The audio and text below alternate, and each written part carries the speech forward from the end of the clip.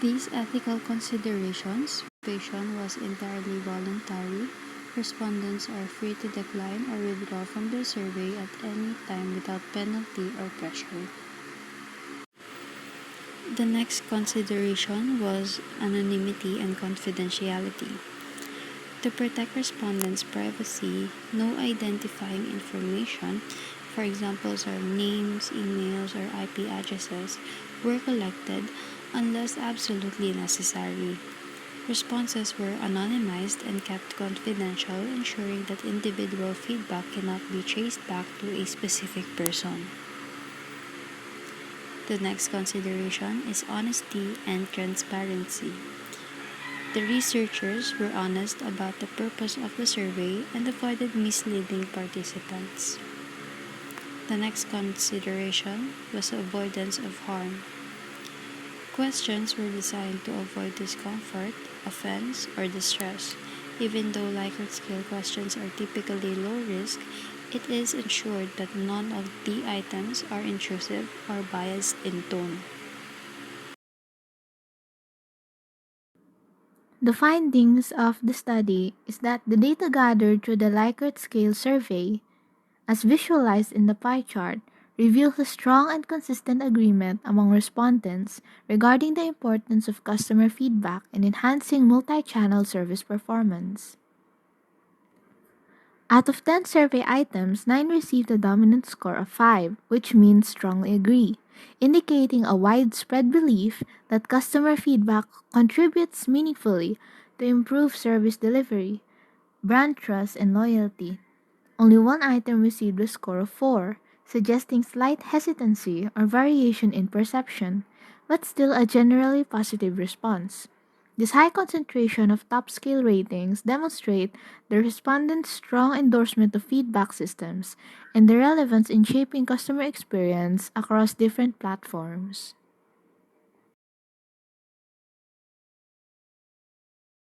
So in conclusion, here are the following takeaways from our research.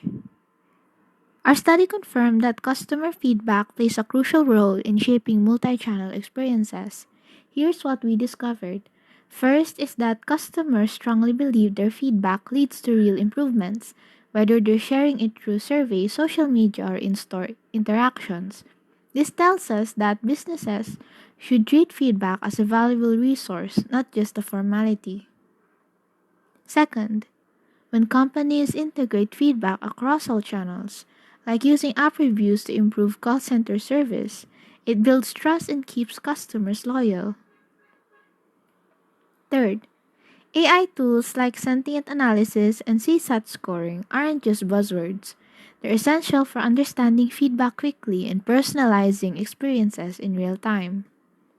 And lastly, we can't ignore the hurdles, data silos, where feedback gets stuck in one department and cultural differences require proactive solutions. In short, feedback is the bridge between customer expectation and business growth, but only if used strategically.